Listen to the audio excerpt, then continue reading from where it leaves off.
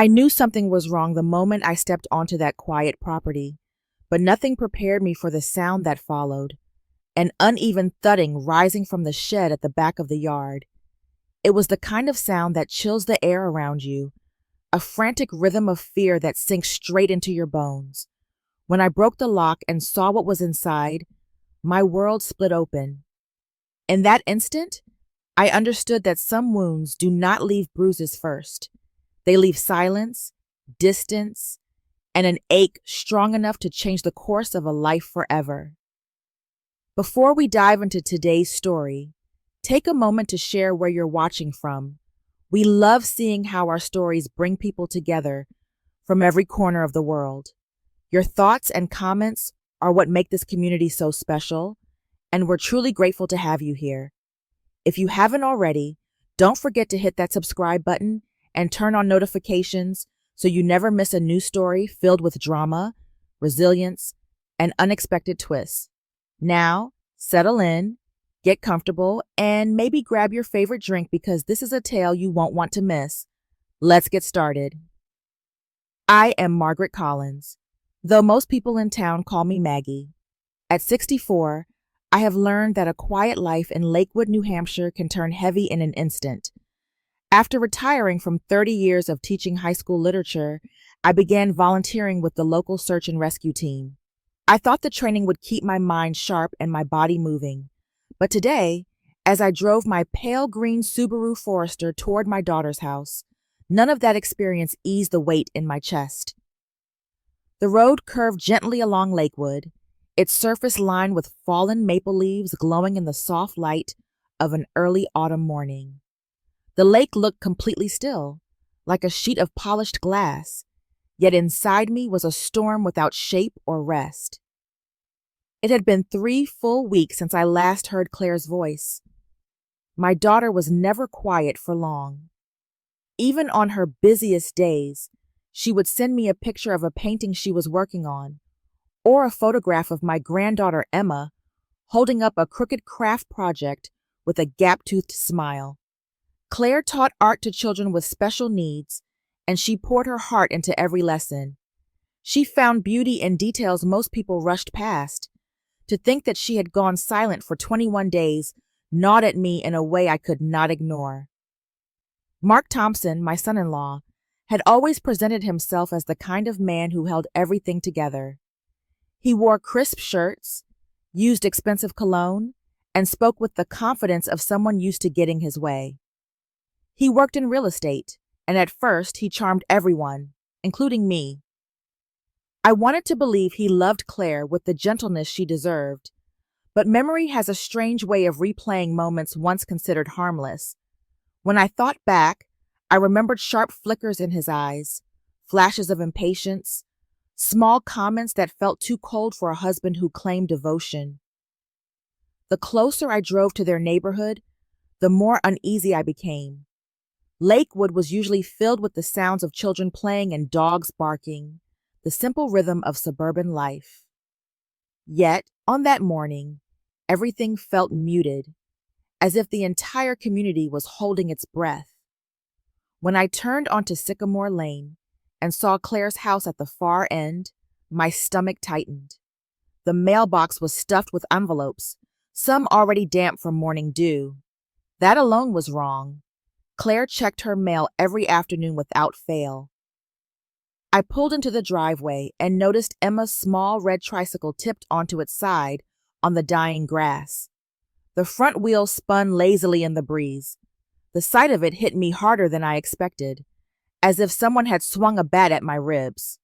Little Emma never left her toys out.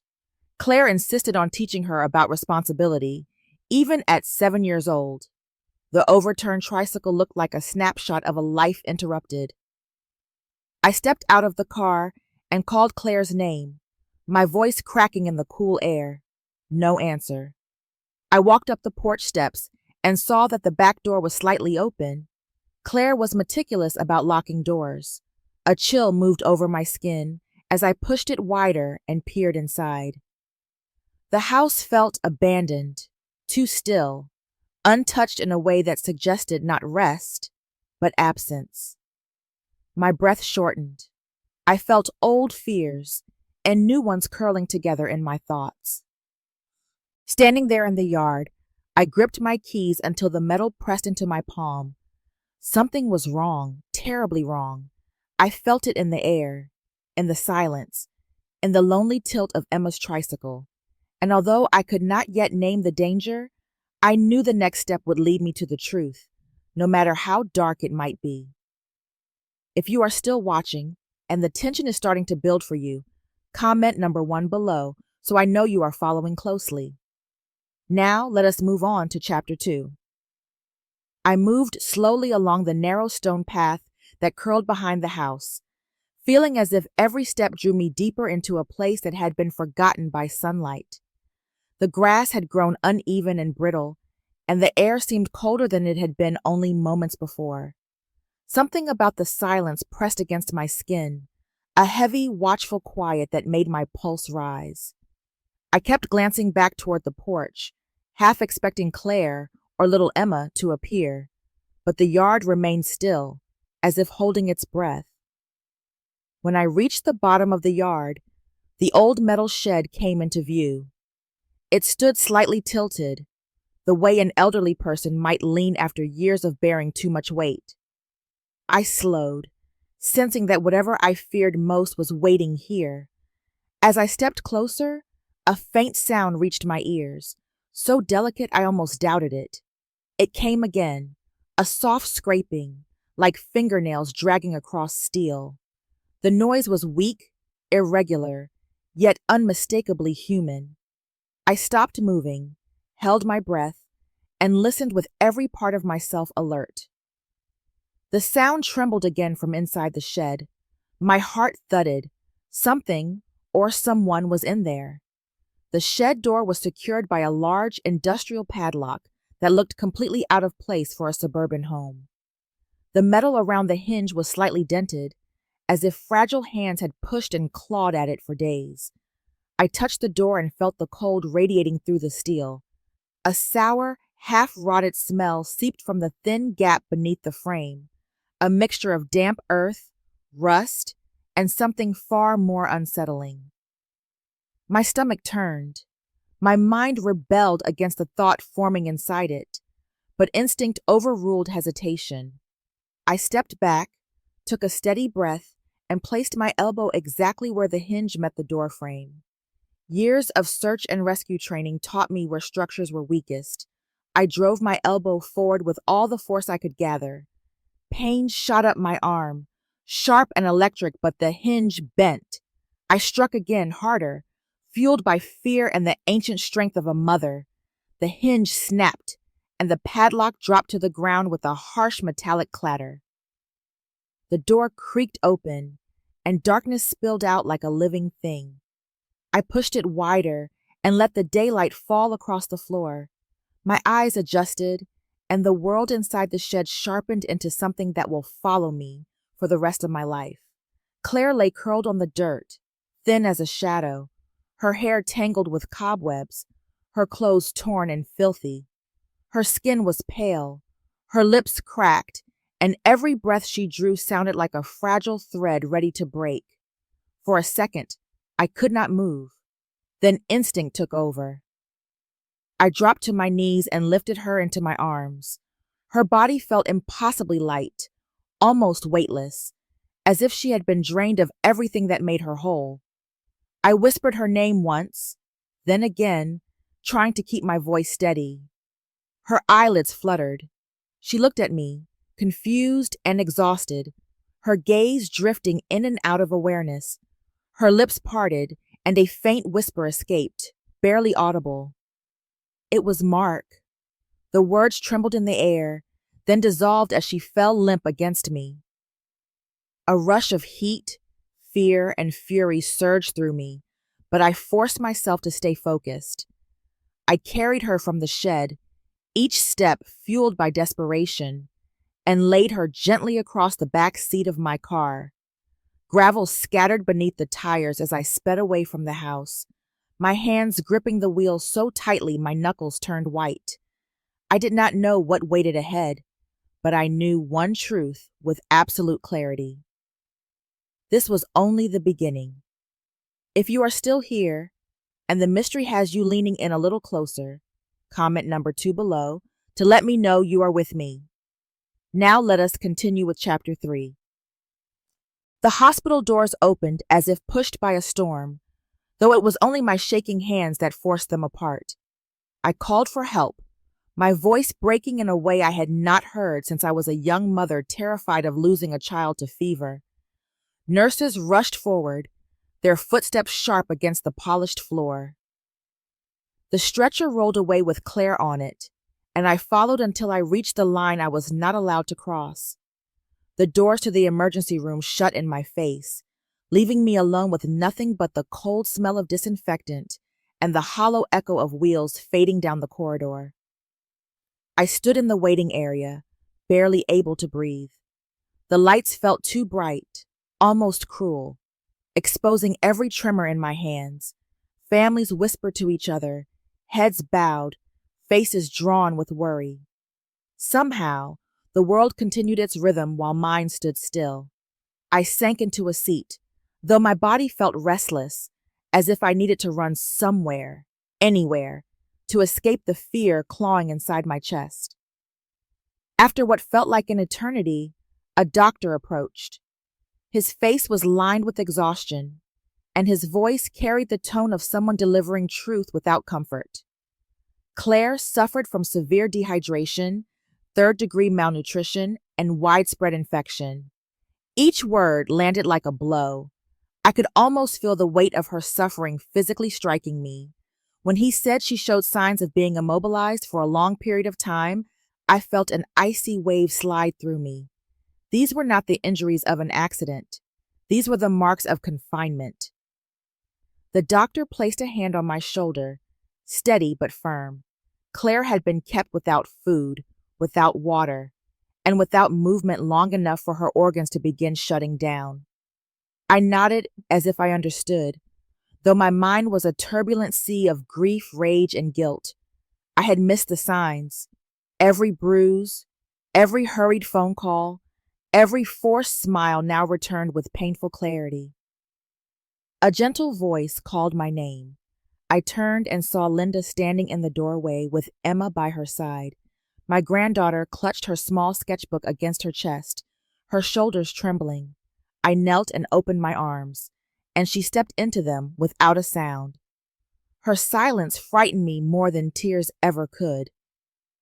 I asked softly if she would show me what she had drawn. She hesitated, then opened the sketchbook with slow, fearful hands. The first page showed a box with a stick figure inside. At the bottom was written, "First time." The second page showed the same. Then the third, the fourth, the fifth. My breath stopped. The box was always the same shape, always with a heavy lock, always enclosing a woman with long hair, crazed in helplessness.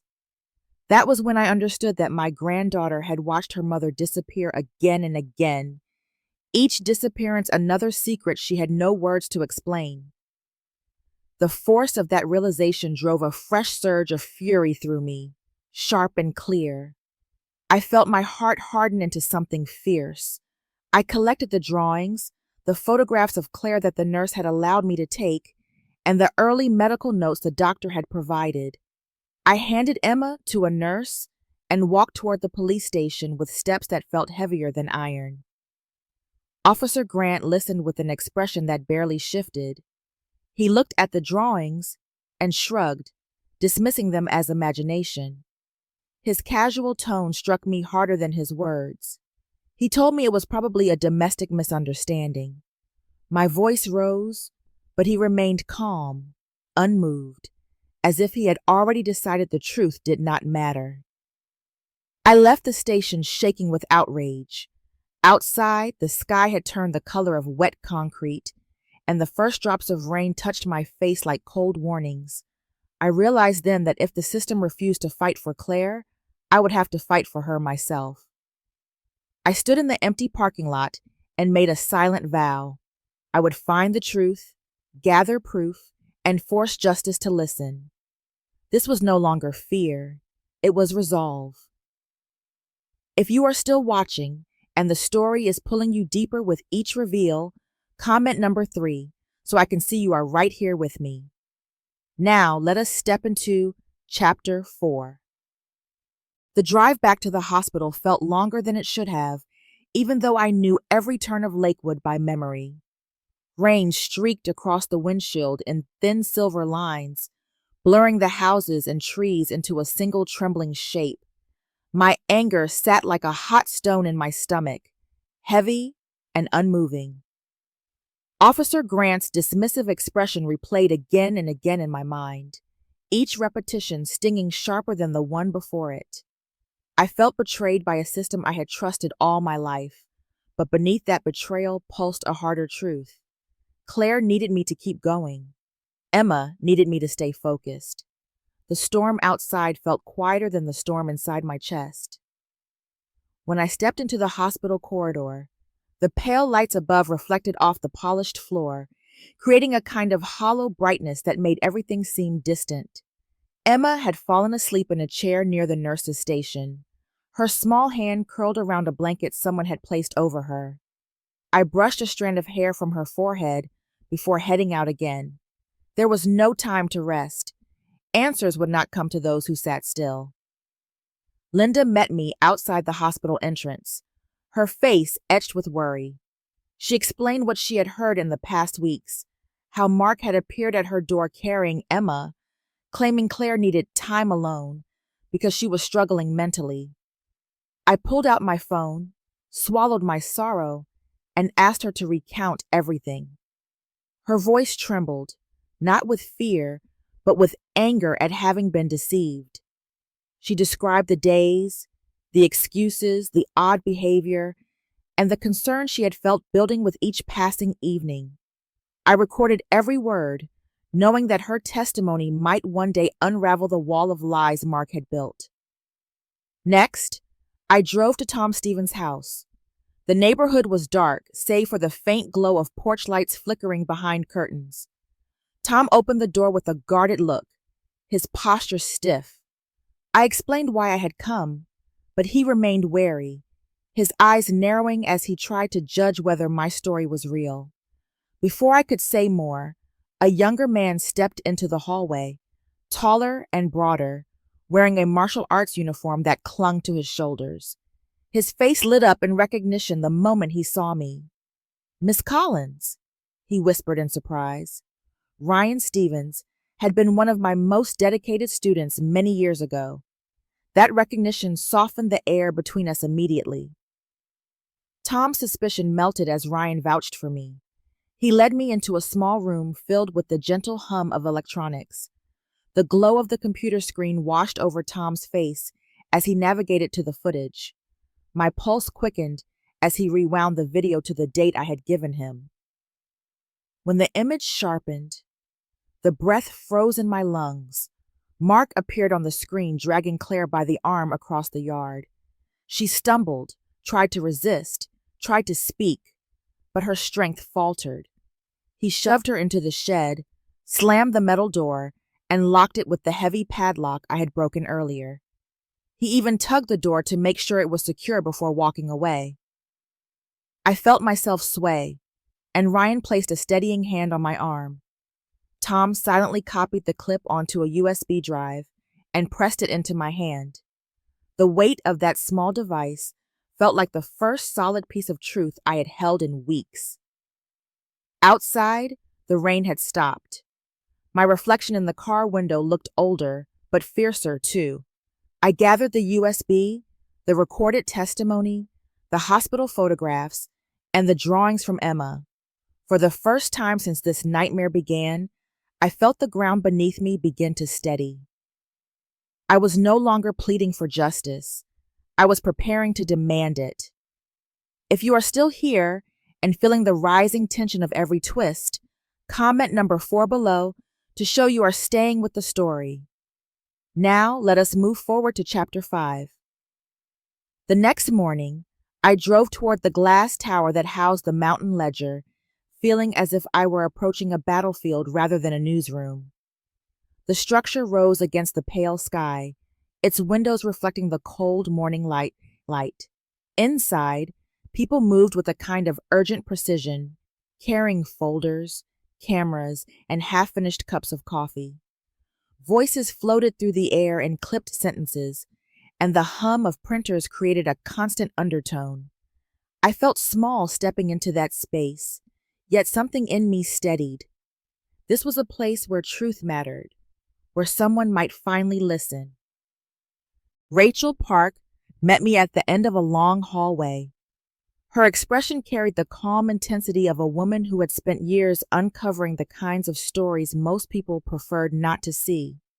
She guided me into her office, where maps and articles covered the walls like a mosaic of battles fought and won. I placed everything on her desk: Emma's drawings, the USB containing the video, the hospital photographs, and the recorded testimony from Linda. For a moment, neither of us spoke. Then Rachel leaned forward and examined each item with slow, careful attention.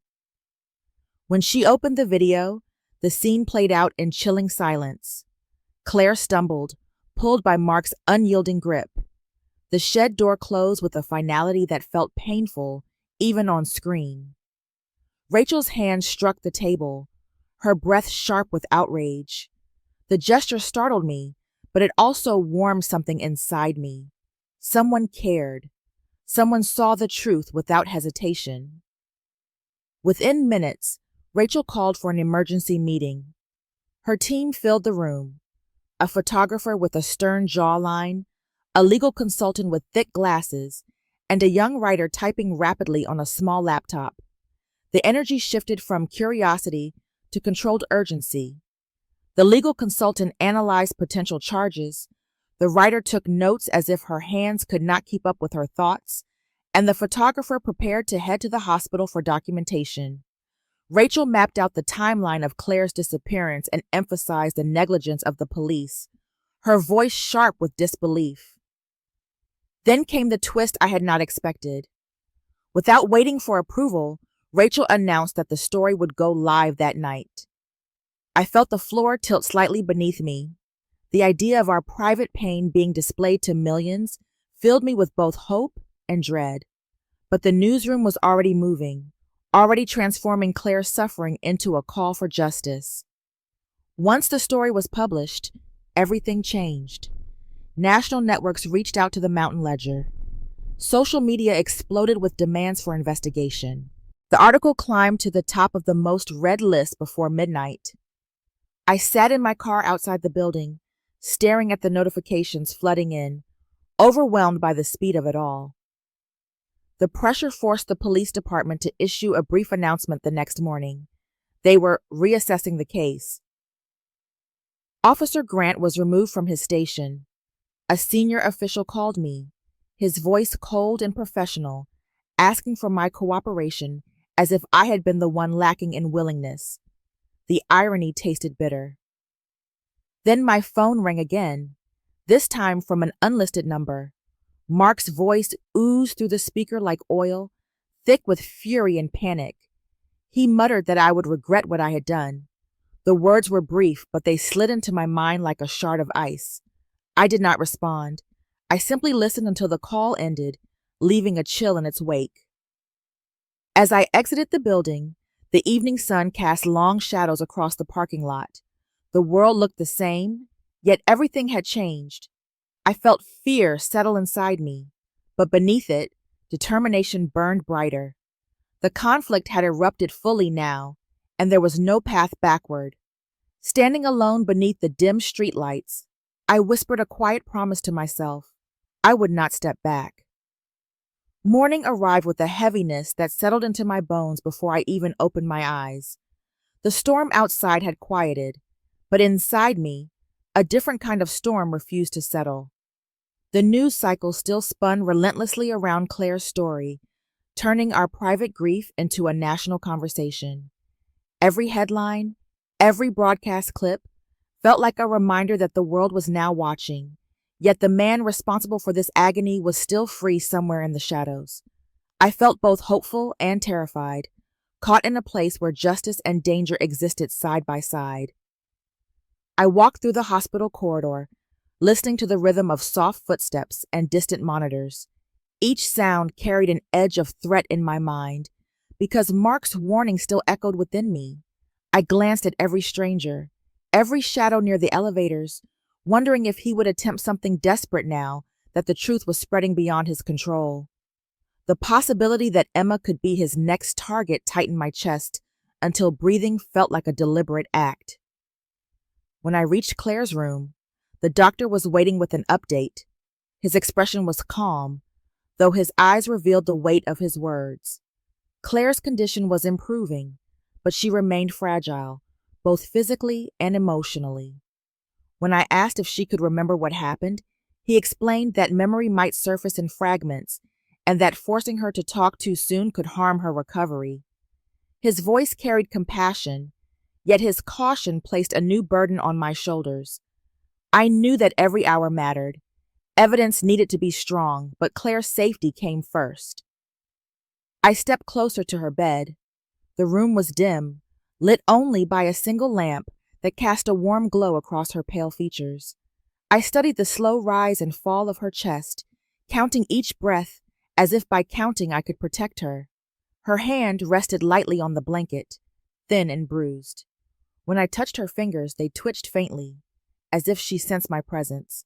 She made a small sound, barely a whisper, not a word but an attempt.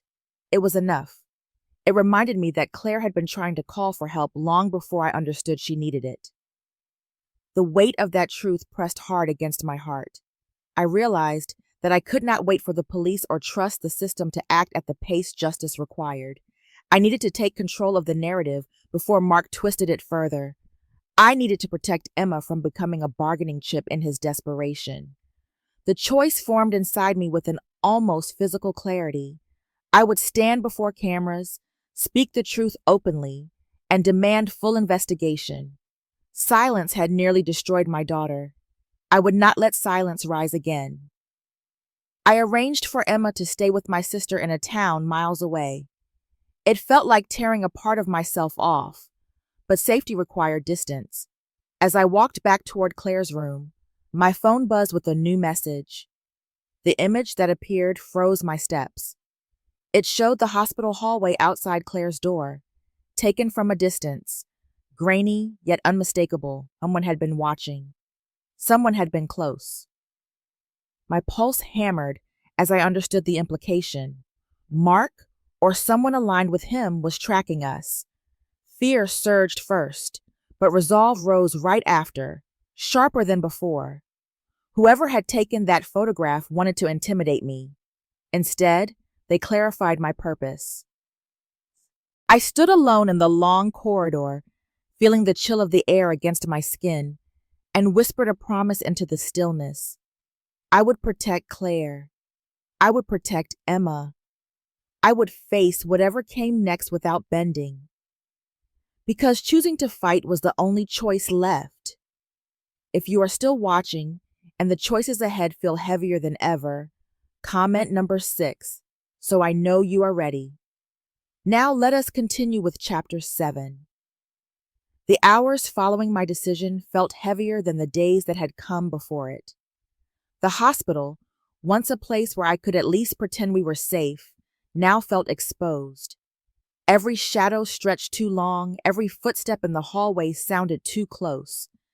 The anonymous photograph burned in my mind, a quiet reminder that danger had slipped inside the perimeter. I barely slept. Whenever I closed my eyes, I imagined Mark standing just beyond the doorway, waiting for a moment of carelessness. The exhaustion pressed on me like a physical weight, yet I remained upright, fueled by something fiercer than fear. It did not take long for the hospital administration to react once I reported the message. Security was tightened around Claire's room in a matter of hours. A guard was stationed near the hallway, and nurses were given strict instructions about visitors. Their concerned glances followed me whenever I paced the corridor, though none of them said a word. I appreciated their efforts, but the reality remained unchanged. Someone had been close enough to photograph the door of the room where my daughter fought for her life. That knowledge settled inside my stomach like ice. Claire's condition flickered between fragile stillness and small signs of awakening. One afternoon, when I was adjusting her blanket, her eyelids trembled and lifted for a moment. Her gaze was cloudy, unfocused, yet undeniably alive. I whispered her name, though she slipped back into sleep before I finished. The brief moment left me trembling. It gave me hope, but it also made me realize how much she could lose if Mark managed to reach her again. Her life felt like a candle in the wind, forcing me to shield it from every gust. Meanwhile, the world outside continued to expand around our tragedy. Television anchors dissected the case during morning programs.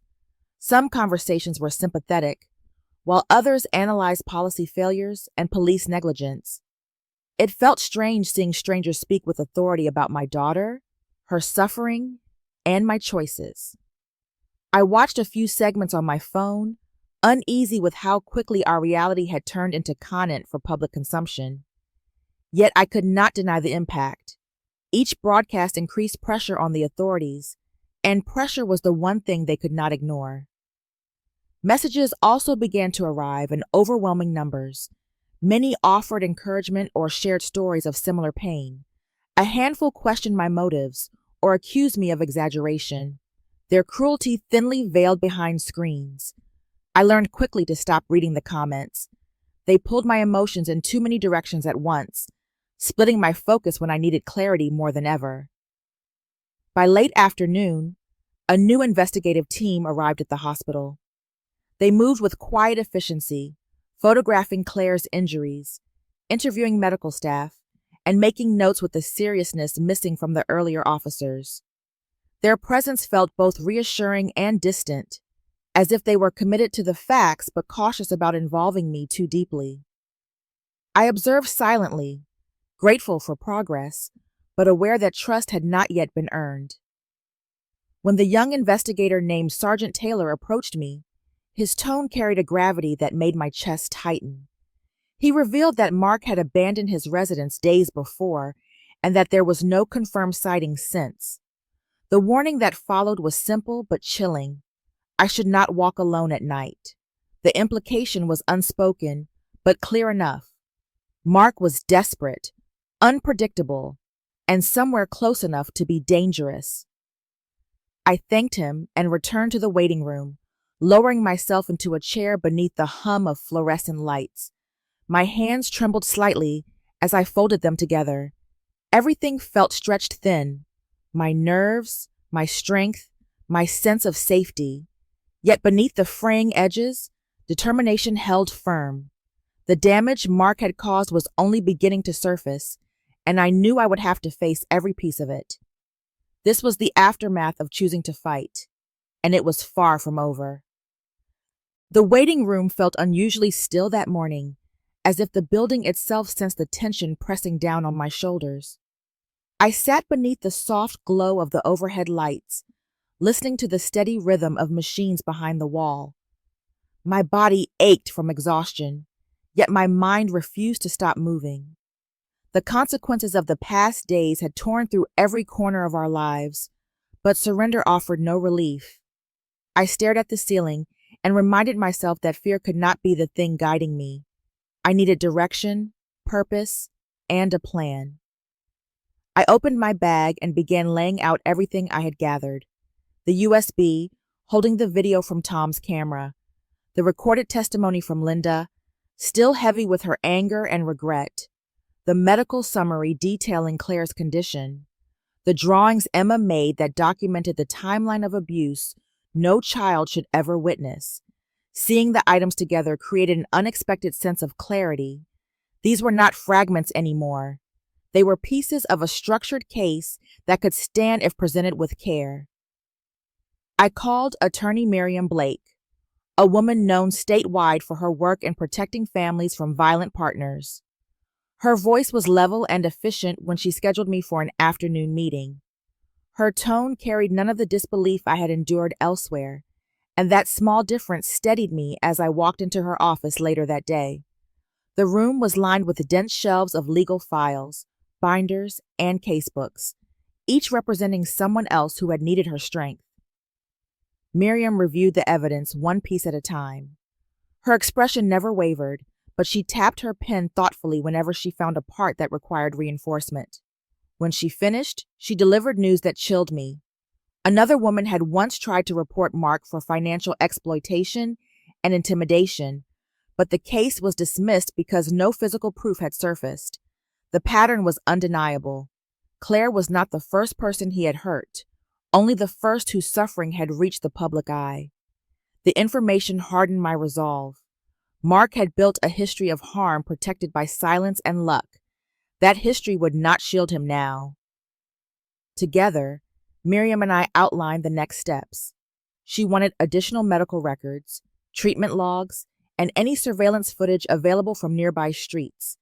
She planned to request access to the original police files connected to the earlier complaint against Mark. She emphasized that our case needed to be airtight because men like Mark did everything possible to manipulate the system. Listening to her speak in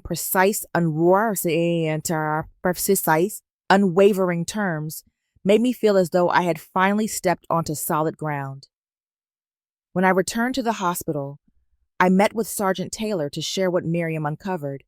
His surprise was clear, and he assured me the department would fold the old allegation into their active investigation. The distance that had existed between us before began to fade, replaced by the outline of a working partnership. I spent the late evening seated beside Claire, her hand resting in mine. Emma sat nearby, drawing small bright flowers across a fresh page, her lines softer than before. For the first time in days, I felt the faint pulse of hope. Later, as I stood on the small balcony overlooking the quiet city lights, cold air brushed my skin and cleared my thoughts. Allies were gathering. The truth was gaining shape. The end of this long darkness was drawing closer, and I felt it with a certainty that steadied my breath. If you are still here and sensing that everything is about to break wide open, comment number 8 to let me know you are with me. Now let us move on to the final chapters and uncover the ending. The call came early in the morning, just as the first line of light reached across the hospital window. The voice on the other end belonged to Sergeant Taylor, steady but carrying a new weight. Mark had been found. He had been caught after several days on the run, discovered in an abandoned warehouse on the outskirts of the county. The details were brief but sharp. He had been beaten severely by men to whom he owed large sums of money. His legs were broken, his ribs injured, and he was taken into custody only because someone called for an ambulance before he bled out. I listened in silence, feeling neither triumph nor satisfaction. The destruction he had dealt to others had finally looped back to him. It felt like a bleak circle rather than a victory. The police needed me at the hospital where he was taken, so I drove there with a quiet mind and a heavy chest. The ward was cold, lit with harsh fluorescent bulbs. 2 officers stood outside a room where metal restraints clattered faintly whenever Mark shifted.